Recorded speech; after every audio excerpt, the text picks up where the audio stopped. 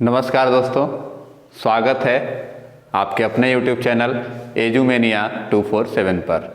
पिछली क्लासेस में हम लोगों ने जीएस के सीरीज़ को लेकर के शुरुआत की थी।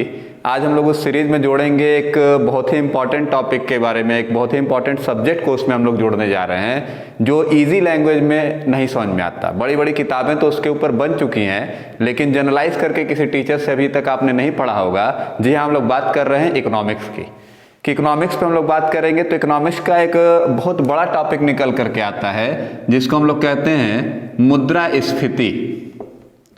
मुद्रास्फीति या इंग्लिश में अगर बात किया जाए तो इन्फ्लेशन, या और इजी लैंग्वेज में आया जाए जो कॉमनली आपको इजीली समझ में आ जाए तो महंगाई।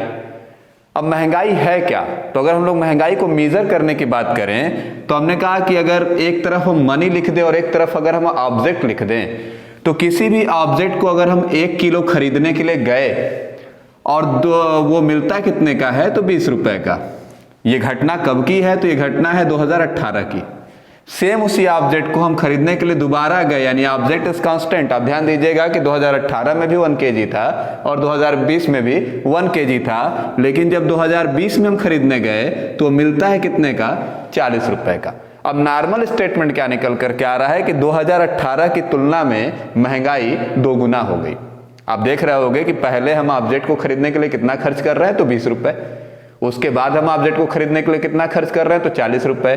तो जनरलाइजेशन करके हमने एक स्टेटमेंट उसके ऊपर क्या दिया कि 20 रुपए की जगह 40 रुपए खर्च होने लगा, यानी कि जो सामान हम लेने गए थे उस सामान के बिहाफ पर हमने कह दिया कि महंगाई 2 गुना हो गई। लेकिन फिर मैं आपको याद दिला रहा हूं कि ऑब्जेक्ट जो है वो 1 केजी 2018 में भी था और ऑब्जेक्ट जो है वो 1 केजी 2020 में भी था। इसका मतलब है कि ऑब्जेक्ट के अंदर चेंजिंग नहीं आई है, चेंजिंग आई है उसके ऊपर खर्च की जाने वाली मुद्रा की। तो जब हम लोग मुद्रा की बात करते हैं तो अब आप इस पे ध्यान दीजिएगा कि जो स्टेटमेंट हमारा होता है कि हमारे कपड़े छोटे हो गए, लेकिन क्या ये रियलिटी है? कपड़े छोटे नहीं होते, इंसान बड़ा होता है। सेम उसी तरीके से सामान महंगा नहीं होता, मुद्रा सस्ती होती है। क्या मतलब? तो परचेजिंग पावर ऑफ मनी घट जाती है, यानी कि मुद्रा की क्रय क्षमता जो है वो घट जाती है, या उसको इजी लैंग्वेज में कहें कि वैल्यू ऑफ मनी जो है वो घट जाती है। अब जब वैल्यू ऑफ मनी घट जाएगी तो सीधा सा मतलब है कि ज्यादा मुद्रा देनी पड़ेगी तो कम सामान हम खरीद पाएंगे। इसी स्थिति को हम लोग नाम देते हैं इन्फ्लेशन का या महंगाई का। थोड़ा सा हम लोग इजी वे में इसको बात करते हैं कि इन्फ्लेशन शब्द जब आपका निकल करके आता है कि इन्फ्लेशन है क्या, तो इन्फ्लेशन का ये आप IN उठाना, इन्फ्लेशन का आप IN उठाओगे तो इससे एक स्टेटमेंट आपका निकल करके आएगा कि increase in amount of money, यानी बाजार में मुद्रा की मात्रा बढ़ जाना। अब इससे असर क्या होगा कि डिक्रीज इन वैल्यू, या इसी वैल्यू को आप परचेजिंग कैपेसिटी भी कह सकते हो, ऑफ मनी। या आगे बढ़े तो हमने कहा कि increase in value of object. अब ध्यान दीजिएगा कि स्टेटमेंट क्या आया कि एक ऐसी अवस्था जिसमें बाजार में मुद्रा की मात्रा बढ़ गई। मुद्रा की मात्रा बढ़ने की वजह से मुद्रा का मूल्य घट गया, यानी कि परचेजिंग कैपेसिटी जो क्रय क्षमता थी मुद्रा की वो घट गई। और क्रय क्षमता जब घट गई तो उस स्थिति में हमको ज्यादा पैसा खर्च करना पड़ेगा थोड़ा सामान खरीदने के लिए। लास्ट वाली लाइन आपको समझ में आ रही होगी कि increase in value of object, यानी ऑब्जेक्ट की वैल्यू क्या हो गई? बढ़ गई। इसी स्टेटमेंट को या इसी कंडीशंस को हम लोग नाम देते हैं महंगाई का। नीचे से आ रहा हूं कि बाजार में वस्तु का मूल्य बढ़ जाना। वस्तु का मूल्य क्यों बढ़ा? क्योंकि परचेजिंग पावर घट गई, किसकी? मनी की। अब परचेजिंग पावर मनी की घट गई, क्यों घटी? तो किसी भी चीज का मूल्य तभी बढ़ता है जब उसकी आपूर्ति आवश्यकता से ज्यादा हो जाती है। तो यही आपका इन्फ्लेशन का बेसिक फिनोमेना है कि अगर कभी भी आपसे कोई पूछे कि इन्फ्लेशन, तो केवल वस्तु के मूल्य पे चर्चा मत करिएगा। मुद्रा का मूल्य घटना और वस्तु का मूल्य बढ़ना, ये दोनों लाइन डिफाइन करती है किसको? इन्फ्लेशन को। कि मुद्रा का मूल्य घटा, क्यों घटा? क्योंकि मुद्रा की आपूर्ति कम हो गई। वस्तु का मूल्य बढ़ा, क्यों बढ़ा? क्योंकि मुद्रा जो है वो कम क्षमतावान हो गई, तो ज्यादा मुद्रा देके कम सामान खरीद पा रहे हैं। यही कंडीशन कहलाती है किसकी? इन्फ्लेशन की। आगे चलते हैं, इसकी जस्ट अपोजिट कंडीशन क्या बनती है, तो इसकी जस्ट अपोजिट कंडीशन बनती है डिफ्लेशन। इन्फ्लेशन फिर से दोहरा रहा हूं, ध्यान दीजिएगा कि बाजार में मुद्रा की मात्रा बढ़ जाना, जिसकी वजह से मुद्रा की क्रय क्षमता घट जाना, जिसकी वजह से ज्यादा मुद्रा देके कम सामान खरीद पाने की जो स्थिति है, उसी को हम लोग नाम देते हैं मुद्रास्फीति का, यानी इन्फ्लेशन का, या इजी लैंग्वेज में महंगाई का। आगे चलते हैं, इसकी जस्ट अपोजिट कंडीशन आप समझिएगा डिफ्लेशन, कि जब जस्ट अपोजिट कंडीशन में आप जाओगे तो डिफ्लेशन शब्द जब आप यूज करते हो तो इसको हम लोग कहते हैं मुद्रा अपस्फीति। मुद्रा अपस्फीति या सामान सस्ता हो जाना। कंडीशन क्या बनेगी, तो हमने कहा कि इसका डीई उठा लिया जाए और इस डीई से एक स्टेटमेंट बनाया जाए।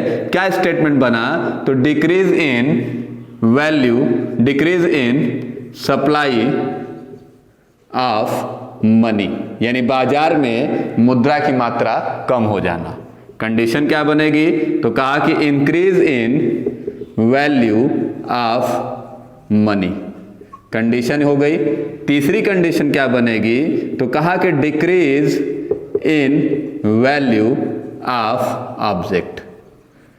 सेम अपोजिट कंडीशन इन्फ्लेशन की, कि इन्फ्लेशन में क्या था, तो सप्लाई ऑफ मनी बढ़ती थी, डिफ्लेशन में क्या हो रहा है, तो सप्लाई ऑफ मनी घट रही है। इन्फ्लेशन में मुद्रा का मूल्य घट रहा था, डिफ्लेशन में मुद्रा का मूल्य बढ़ रहा है। इन्फ्लेशन में सामान का मूल्य बढ़ रहा था, डिफ्लेशन में सामान का मूल्य घट रहा है। तो इन्फ्लेशन और डिफ्लेशन एक दूसरे के अपोजिट कंडीशंस में होते हैं। इन्फ्लेशन को हम लोग कहते हैं महंगाई और डिफ्लेशन को हम लोग कहते हैं सस्ता हो जाना। मुद्रा अपस्फीति कंडीशन को हम लोग डिफ्लेशन का नाम देते हैं। नीचे से आ रहा हूं कि बाजार में वस्तु का मूल्य घट जाना। वस्तु का मूल्य क्यों घटा, क्योंकि उसके बदले में हमको कम मुद्रा खर्च करनी पड़ी। कम मुद्रा क्यों खर्च करनी पड़ी, क्योंकि मुद्रा का मूल्य ज्यादा है। और वो मुद्रा का मूल्य क्यों ज्यादा है, क्योंकि बाजार में मुद्रा की आपूर्ति क्या है, कम है। तो ये जनरलाइज आप कर सकते हैं कि इन्फ्लेशन किसको कहते हैं और डिफ्लेशन किसको कहते हैं। बड़ी इजी लैंग्वेज में, उम्मीद है कि समझ में आ रहा होगा। तो ये आपका इन्फ्लेशन और डिफ्लेशन।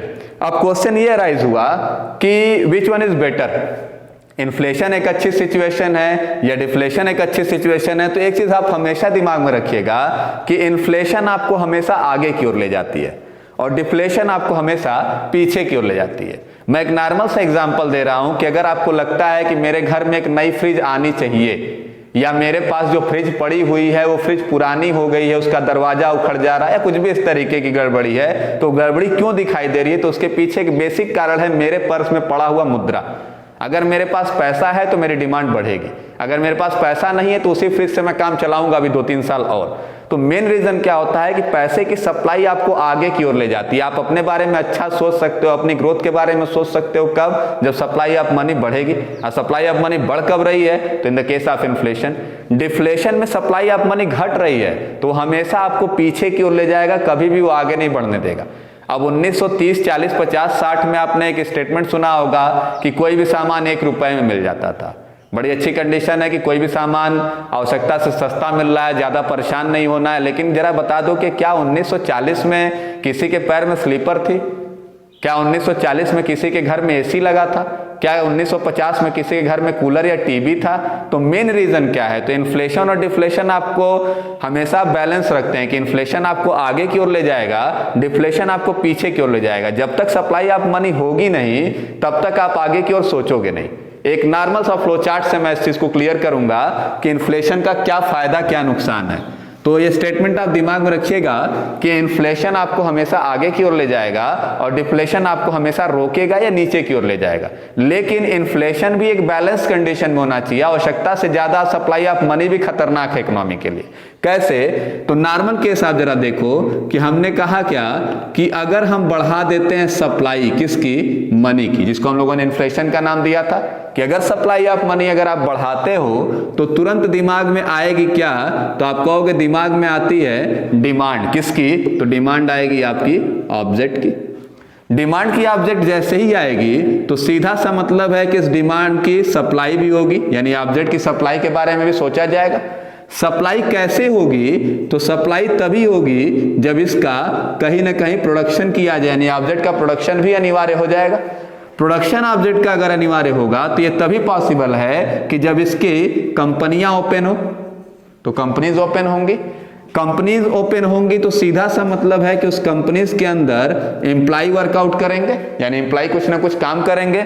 एम्प्लॉय वर्कआउट कर रहे हैं तो इसका सीधा मतलब है कि एम्प्लॉयमेंट जनरेट हो रहा है, यानी रोजगार की संभावनाएं बढ़ रही है। यानी आप देख रहे हो कि इस पूरी लाइन को अगर मैं एक बार में लिखूं तो मैं कह रहा हूं कि inflation is directly proportional to employment. यानी किसी भी देश में अगर महंगाई बढ़ती है तो उस देश में रोजगार भी बढ़ना चाहिए। ये मानक कंडीशन है किसकी, ये स्टैंडर्ड कंडीशन है किसकी, तो इन्फ्लेशन की, कि अगर आप सप्लाई ऑफ मनी बढ़ाते हो तो डिमांड ऑफ ऑब्जेक्ट बढ़ेगी, डिमांड ऑफ ऑब्जेक्ट बढ़ेगी तो सप्लाई ऑफ ऑब्जेक्ट बढ़ाना पड़ेगा, सप्लाई ऑफ ऑब्जेक्ट बढ़ाने के लिए आपको प्रोडक्शन ऑफ ऑब्जेक्ट देना पड़ेगा, प्रोडक्शन ऑफ ऑब्जेक्ट देने के लिए कंपनीज ओपन होनी पड़ेंगी, कंपनीज अगर ओपन होंगी तो उसके अंदर एम्प्लॉइज वर्कआउट करेंगे, और एम्प्लॉइज अगर वर्कआउट करेंगे तो इसका सीधा मतलब है कि एम्प्लॉयमेंट आपका बढ़ेगा। आप नॉर्मल सा एग्जाम्पल ले लो कि कोई भी छोटा सा शहर है तो वो सस्ता होगा, और कोई भी मेट्रोपोलियन शहर जो होगा वो महंगा होगा, और जहां महंगा होगा वहां रोजगार की संभावना भी ज्यादा होगी।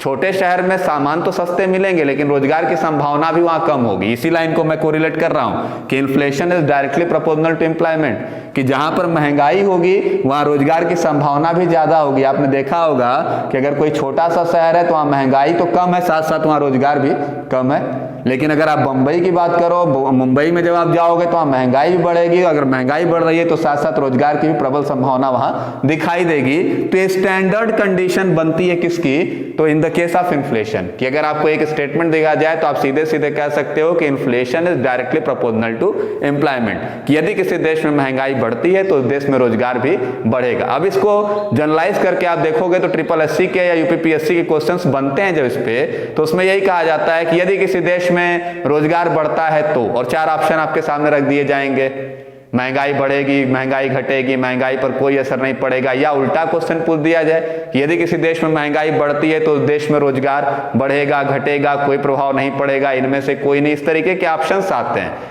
तो इसको जनरलाइज करिएगा कि अगर महंगाई बढ़ती है तो रोजगार बढ़ेगा, महंगाई बढ़ती है तो ग्रोथ रेट बढ़ेगी, महंगाई बढ़ती है तो बिजनेस के लायक मार्केट वहां क्रिएट होगा। इफेक्ट ऑफ इन्फ्लेशन जब आगे पढ़ाऊंगा तो उसमें ये सब चीजें मैं क्लियर करूंगा। तो ये नॉर्मल फिनोमेना इन्फ्लेशन का फिर से याद दिला रहा हूं कि इन्फ्लेशन में सप्लाई ऑफ मनी बढ़ती है, सप्लाई ऑफ मनी बढ़ने से वैल्यू ऑफ मनी घटती है, और वैल्यू ऑफ मनी घटने से ऑब्जेक्ट की वैल्यू बढ़ जाती है, और ऑब्जेक्ट की वैल्यू बढ़ने को हम लोग महंगाई कहते हैं। या डिफ्लेशन में आया जाए तो सप्लाई ऑफ मनी घटती है, सप्लाई ऑफ मनी घटने की वजह से वैल्यू ऑफ मनी बढ़ती है, और वैल्यू ऑफ मनी बढ़ने की वजह से कम पैसा देके ज्यादा सामान हम लोग खरीद पाते हैं, यानी सामान सस्ते हो जाते हैं, दैट इज डिफ्लेशन। क्या कंडीशंस बनेगी? अब ऐसी स्थिति भी हो सकती है, जैसे एक नॉर्मल एग्जांपल मैंने आपके सामने रख दिया कि यदि किसी देश में महंगाई बढ़ती है तो उस देश में रोजगार भी बढ़ता है। तो दोस्तों आपने देखा होगा कि हमारे यहाँ पर यानी भारत में जब चर्चा होती है महंगाई की तो साथ में चर्चा होती है बेरोजगारी की। चर्चा होनी किसकी चाहिए थी कि अगर महंगाई बढ़ रही तब तो हम लोग खुश होते हैं कि महंगाई बढ़ रही, इसका मतलब रोजगार भी बढ़ेगा। लेकिन हमारे यहाँ चर्चा क्या होती है? महंगाई के साथ बेरोजगारी की। और अगर ऐसी कंडीशन बनती है, यानी हम इसको अगर स्टेटमेंट वाइज कहें कि यदि किसी देश में महंगाई की तुलना में रोजगार न बढ़े, यानी महंगाई 10 की स्पीड से बढ़ रही है और रोजगार 2 की स्पीड से बढ़ रहा है, यानी कि दोनों के बीच में डायरेक्ट रिलेशन नहीं बन पा रहे हैं, यानी इन्फ्लेशन 10 है और एम्प्लॉयमेंट 2 है। अगर ये कंडीशन बनती है कि महंगाई की तुलना में या महंगाई जिस गति से बढ़ रही है उस गति से अगर रोजगार नहीं बढ़ रहा है तो उस गति को एक स्पेशल नाम दिया गया और इसको नाम दिया गया स्टैगफ्लेशन। स्टैगफ्लेशन की डेफिनेशन दिमाग में रखिएगा या नोट कर लीजिएगा कहीं पे कि यदि किसी देश में महंगाई की तुलना में रोजगार तेजी से न बढ़ता हो, यानी महंगाई 10 की स्पीड से भाग रही है और रोजगार 2 की स्पीड से भाग रहा है, तो that is called stagflation. Hindi भाषी छात्रों के लिए हिंदी नाम लिख देता हूं, गतिहीन मुद्रास्फीति। गतिहीन शब्द इसलिए लिया गया क्योंकि इसकी गति और इसकी गति असमान है, दोनों के अंदर गतिहीनता पाई जा रही है, तो इसलिए गतिहीन मुद्रास्फीति। नॉर्मल स्टैंडर्ड केस क्या था कि महंगाई बढ़ेगी तो रोजगार बढ़ेगा, लेकिन एक रोग लगा इकोनॉमी में, एक प्रॉब्लम आई इकोनॉमी में, क्या कि जिस स्पीड से महंगाई बढ़ रही थी उस स्पीड से रोजगार नहीं बढ़ रहा था। और अगर ये रोग लग जाता है तो इस रोग को नाम क्या दिया गया? तो स्टैगफ्लेशन या गतिहीन मुद्रास्फीति। यानी भारत में गतिहीन मुद्रास्फीति का भी कब्जा है इस समय, तो ये दिमाग में रखिएगा। इन्फ्लेशन, डिफ्लेशन और इन्फ्लेशन के बारे में बेसिक इंफॉर्मेशन चर्चा हो रही है। जिन लोगों को वीडियो पसंद आ रहा होगा चैनल को लाइक, सब्सक्राइब और शेयर करना भी जरूर ध्यान से कर दें इसको, और ज़्यादा से ज़्यादा बच्चों के बीच में वीडियोस को भेजें ताकि उन सब लोगों को फ़ायदा मिल सके। इस लॉकडाउन में आपके बीच में अच्छी वीडियो लेकर के आता रहूँगा, इसकी गारंटी। आगे चलता हूँ, तो आगे चर्चा होगी टाइप्स ऑफ इन्फ्लेशन की, या पहले हम लोग बात कर लें स्टेजेस ऑफ इन्फ्लेशन की, यानी मुद्रास्फीति के चरण। हमने एक स्टेटमेंट दिया था और वो स्टेटमेंट क्या था कि यदि डिफ्लेशन है तब तो हमेशा नेगेटिव होगी, लेकिन इन्फ्लेशन जो है वो अच्छी स्थिति में होता है, यानी इन्फ्लेशन आपको आगे की ओर ले जाएगा बट इन कंट्रोल्ड पैटर्न, कि वो हमेशा कंट्रोल्ड वे में होना चाहिए। यानी हम बात कर रहे हैं कि किस स्टेज का इन्फ्लेशन अच्छा है, यानी मुद्रास्फीति के चरण। तो 4 चरण बताए गए, कौन कौन से? तो 4 चरण बताए गए। पहला नाम दिया गया क्रीपिंग, क्रीपिंग को हम लोग नाम देते हैं रेंगती हुई मुद्रास्फीति। दूसरा नाम हम लोग देते हैं ट्रॉटिंग, ट्रॉटिंग को हम लोग कहते हैं चलती या दौड़ती हुई मुद्रास्फीति। तीसरा नाम आता है आपका गैलोपिंग, गैलोपिंग को हम लोग नाम देते हैं उछलती हुई मुद्रास्फीति। और चौथा नाम देते हैं हाइपर, हाइपर यानी अति मुद्रास्फीति।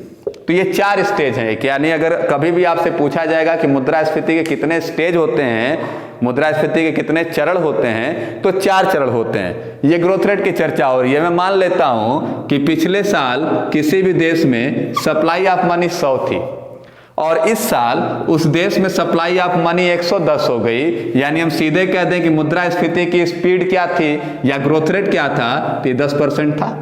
इसी को हम लोग मेजर करके 4 स्टेज डिफाइन किए कि कहां तक जाना अच्छा है, किस देश के लिए अच्छा है। उस पर अगर बात किया जाए तो सबसे पहले हम लोग बात करते हैं क्रीपिंग इन्फ्लेशन पे, कि क्रीपिंग इन्फ्लेशन हिंदी से कुछ चीजें क्लियर हो रही होंगी कि रेंगती हुई मुद्रास्फीति। इसको स्टेटमेंट क्या दिया कि यदि किसी देश में मुद्रास्फीति की दर 0 से लेकर के 3% तक जा रही है, यानी पिछले साल भी हम 100 पर थे और इस साल पे भी हम 100 पर हैं, यानी 0% ग्रोथ की है, या 101 हो गए, 102 हो गए, 103 हो गए, तो ये कंडीशन बनती है किसकी? तो इसको हम लोग नाम देते हैं क्रीपिंग इन्फ्लेशन, यानी रेंगती हुई मुद्रास्फीति। कहां पाई जाएगी? तो आपको दिख करके लग जा रहा होगा कि कोई देश पिछली बार भी 100 पर था और इस साल भी 100 पर था, तो इसका मतलब कि वो अविकसित देश है। कल भी वही था और आज भी वही है, यानी वो अविकसित देश है। या मान लेता हूं कि 1%, 2%, 3% का ग्रोथ अगर वो कर भी लिया तो इसका मतलब अल्प विकसित देश है। यानी अगर कभी भी किसी भी एग्जामिनेशंस में अगर आपसे पूछा जाएगा कि creeping inflation is normally found up in which type of countries, कि किस तरीके के देशों में पाया जाता है, तो आप सीधे कहोगे कि या तो अविकसित देश में और या तो अल्प विकसित देश में। कितना परसेंटाइल है? तो 0 से 3%। यानी अब इसको मैं डिफाइन कर रहा हूं, थोड़ा सा इसको समझिएगा कि यदि किसी देश में मुद्रास्फीति की दर में वार्षिक प्रतिशत परिवर्तन, यानी annual percentile increment of inflation 0 to 3%, then it is called creeping inflation. कि यदि किसी देश में मुद्रास्फीति की दर में वार्षिक प्रतिशत परिवर्तन 0 से 3% का होता है, तो 0 से 3% के परिवर्तन को हम नाम क्या देंगे? तो रेंगती हुई मुद्रास्फीति, यानी क्रीपिंग इन्फ्लेशन। आगे चलता हूं, ट्रॉटिंग इन्फ्लेशन, यानी रनिंग और वॉकिंग इन्फ्लेशन, चलती या दौड़ती हुई मुद्रास्फीति। इसका गैप क्या होगा? तो इसका इंटरवल होगा आपका 3 से 10 का। तो 3 से 10%। अब ये चल रहा है या दौड़ रहा है, इसका मतलब हम बात कर रहे हैं किस देश की? तो हम बात कर रहे हैं विकासशील देश की। अक्सर आपने न्यूज़पेपर में पढ़ा होगा कि भारत की ग्रोथ रेट जो है वो इसी के बीच में मेजर की जाती है, 6.9, 7.2, 6.8। इसका मतलब कि जितने भी विकासशील देश हैं उन देशों में किस प्रकार की मुद्रास्फीति पाई जाएगी? तो उन देशों में ट्रॉटिंग इन्फ्लेशन यानी कि रनिंग और वॉकिंग इन्फ्लेशन पाई जाएगी। फिर से इसको रिफाइन कर रहा हूं, तो कहा क्या गया कि यदि किसी देश में मुद्रास्फीति की दर में वार्षिक प्रतिशत परिवर्तन 3 से 10 के बीच में होगा, तो उस देश की मुद्रास्फीति क्या होगी? तो आप सीधे कहोगे चलती या दौड़ती हुई, यानी ट्रॉटिक इन्फ्लेशन होगी। ट्रॉटिक इन्फ्लेशन का डेफिनेशन। गैलोपिंग शब्द, गैलोपिंग शब्द का मतलब होता है उछलना। एक चीज इन्फ्लेशन में आप दिमाग में रखिएगा कि सप्लाई ऑफ मनी हमको तब देनी है जब मार्केट स्टेबलाइज कर देना है। अगर आप मार्केट स्टेबलाइज नहीं किए, उसके पहले ही सप्लाई ऑफ मनी कर दोगे, तो ये चीज आप दिमाग में रखिएगा कि लोगों का पलायन हो जाएगा। कि किसी छोटे से शहर में अगर सप्लाई ऑफ मनी ज्यादा दे दोगे और वहां पे उस तरीके की सुविधाएं नहीं होंगी, उस तरीके का बाजार नहीं होगा, तो लोग अगल बगल के जो भी महानगर होंगे वहां मूव आउट कर जाएंगे। यानी उछलने का अधिकार उन्हीं को है जो पहले से डेवलप्ड हो चुके हैं। मतलब समझ गए? तो गैलोपिंग इन्फ्लेशन का क्या था? तो 10 से 20%। कि यदि किसी देश की मुद्रास्फीति की दर में वार्षिक प्रतिशत परिवर्तन 10 से 20% का होगा तो उस देश की मुद्रास्फीति उछलती हुई मुद्रास्फीति कहलाती है। और ये दिमाग में रखिएगा कि ये अलार्म कंडीशन है। अलार्म कंडीशन इसलिए बोल रहा हूं क्योंकि अगर इसके बाद आप आगे बढ़ोगे तो आप जाओगे कहां, तो हाइपर इन्फ्लेशन। और हाइपर का मतलब होता है अति मुद्रास्फीति। अति मुद्रास्फीति या अति किसी भी शब्द में अगर यूज हो रहा है तो इसका मतलब है कि वो कहीं ना कहीं हार्मफुल होगा। तो इसी वजह से गैलोपिंग इन्फ्लेशन में सारे देश रहते हैं कि जितने भी पूर्ण रूप से विकसित देश हैं वो अपने आप को मैनेज करके रखते हैं हमेशा कितने पर, तो 10 से 20%। तो 10 से 20% के बीच में हम लोग मैनेज करते हैं। इसको हम लोग नाम देते हैं गैलोपिंग का। ये किन देशों में पाई जाएगी, तो पूर्ण विकसित या विकसित देशों में ये पूरे तरीके से पाई जाएगी। अब बात करते हैं हाइपर इन्फ्लेशन। हाइपर इन्फ्लेशन को लेकर के एक माइंड सेटअप आपका बना देता हूं कि हाइपर इन्फ्लेशन के ऊपर एक स्टेटमेंट निकल करके आया कि एक ऐसी कंडीशन जहां पर हम बोरे में पैसा लेकर के जाते हैं और बाजार से एक सुई खरीद के ले आते हैं। माइंड में एक चीज आपके बन गई होगी कि सुई महंगी नहीं है, रुपए का मूल्य इतना ज्यादा घट गया। या हाइपर इन्फ्लेशन को जब आप सर्च करके देखोगे और उसके इमेज में आप जाओगे तो आप देखोगे कि लोगों के पास लकड़ियां पड़ी हुई हैं लेकिन लोग लकड़ियों को न जला करके रुपया जला रहे हैं। ये स्टेटमेंट या इंडिकेशन दिखाना क्या चाहता है, तो ये इंडिकेशन साफ साफ है कि लकड़ी जो है वो ज्यादा मूल्यवान है किससे, मुद्रा से। यानी कि मुद्रा इतनी ज्यादा सस्ती हो जाना। तो मैंने कहा था कि इन्फ्लेशन बहुत ज्यादा भी चली जाएगी तो भी बहुत अच्छी स्थिति नहीं कही जाएगी। तो ये हाइपर इन्फ्लेशन है कि यदि किसी देश में मुद्रास्फीति की दर में 20% से ज्यादा का ग्रोथ दिखाई दे, 20% से ज्यादा का ग्रोथ अगर दिखाई दे रहा है तो उसको हम लोग नाम देते हैं हाइपर इन्फ्लेशन का। कुछ देश हैं इसके अंदर, जैसे हंगरी का नाम आता है, जिम्बाब्वे का नाम आता है। इस तरीके के कुछ देश हैं कि जहां पर हाइपर इन्फ्लेशन बड़े लंबे समय तक और बहुत ज्यादा नुकसानदेह तरीके से हुई। तो एक ऐसी कंडीशन जहां पर मुद्रा का मूल्य बहुत ज्यादा गिर जाए, यहां तक को कोई दिक्कत नहीं थी, लेकिन मुद्रा का मूल्य बहुत ज्यादा गिर जाए, यानी कि 20% से भी ज्यादा अगर गिर जाता है तो वो कंडीशन कहलाती है हाइपर इन्फ्लेशन। दो देशों का नाम आप जरूर याद रखिएगा, हंगरी और Zimbabwe. Hungary in 1946 and Zimbabwe in 2004-05 कि 1946 में हंगरी में इस तरीके की घटना हुई थी और जिम्बाब्वे में 2004-05 से लेकर के और चली है आपकी लगभग 2017 तक। तो ये दिमाग में रखिएगा कि hyper inflation is very harmful for economy. तो ये 4 स्टेज फिर से याद दिला रहा हूं, creeping, trotting, galloping and hyper. Creeping की कंडीशन क्या, तो 0 से 3%। ट्रॉटिंग की कंडीशन क्या, तो 3 से 10%। गैलोपिंग की कंडीशन क्या, तो 10 से 20%। और हाइपर कंडीशन क्या, तो 20 से ज्यादा। तो ये 4 कंडीशन निकल करके आती हैं। यानी अगर आपसे पूछा जाएगा कि मुद्रास्फीति के कितने चरण हैं, तो मुद्रास्फीति के 4 चरण हैं, creeping, trotting, galloping and hyper. ये 4 स्टेज इन्फ्लेशन के निकल करके आते हैं। आज हम लोगों ने डिस्कशन किया किस पे, तो इन्फ्लेशन कहते किसको हैं, डिफ्लेशन कहते किसको है, इन्फ्लेशन का एम्प्लॉयमेंट पर क्या इफेक्ट पड़ता है या इन्फ्लेशन का ग्रोथ से क्या रिलेशन है, इस पे चर्चा हुई। और स्टेजेस ऑफ इन्फ्लेशन के ऊपर चर्चा हुई। ऐसे ही आप हमारा साथ देते रहेंगे तो आपके बीच में नया नया वीडियो लेकर के जरूर आऊंगा। ये वादा है हम लोगों की टीम का आपके साथ कि, और साथ में आप जुड़े रहिए हमारे चैनल के साथ, एजुमेनिया 247 के साथ। और हमारे साथ बने रहने के लिए और मनोबल बढ़ाने के लिए बहुत बहुत धन्यवाद।